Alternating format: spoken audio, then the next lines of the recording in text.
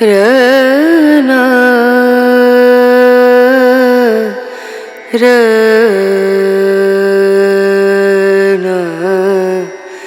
रनु।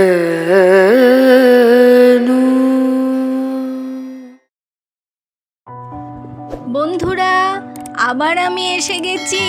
আমার নাম শিবানী রায়। আমার চ্যানেলটির নাম আত্মার কবিতা অফিসিয়াল। আমি আজকে একটি নতুন কবিতা বলবো, আপনাদেরকে শেয়ার করব আপনাদের সাথে। আপনারা আমার কবিতাটি পড়ে সাবস্ক্রাইব করবেন, লাইক করবেন এবং বাড়ির সবাইকে নিয়ে, আশেপাশে সবাইকে নিয়ে শেয়ার করবেন। নমস্কার।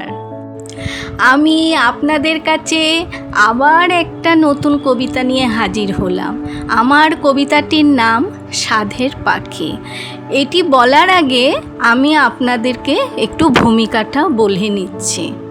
আমরা বাড়িতে অনেক পাখি পুষি, কুকুর পুষি, বিড়াল পুষি, কিন্তু পুষি আমরা ঠিকই, কিন্তু পুষতে পুষতে তারা আমাদের ঘরের একজন, বাড়ির একজন, পাড়ার একজন হয়ে যায়।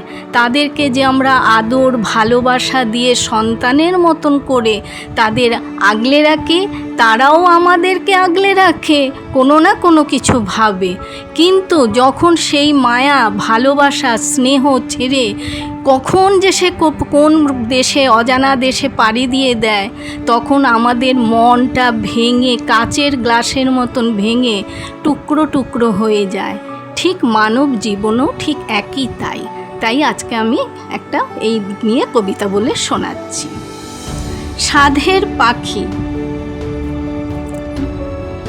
সাধের পাখি, কত কষ্ট কইরা পুষলাম এক সাধের পাখি। কাছে ডাকলাম, কাছে রাখলাম, আদর কইরা পড়ালাম বেরি। শিখাইলাম কত কত বুলি।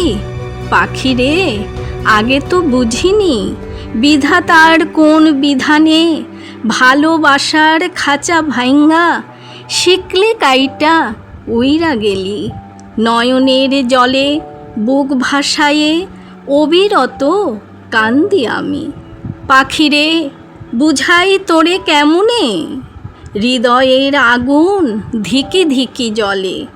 দিলি তুই কোন কাননে পারি সবারে দিয়ালি ফাঁকি। মনের ব্যথা মনেই রাখি, তুই আমার এক সাধের পাখি।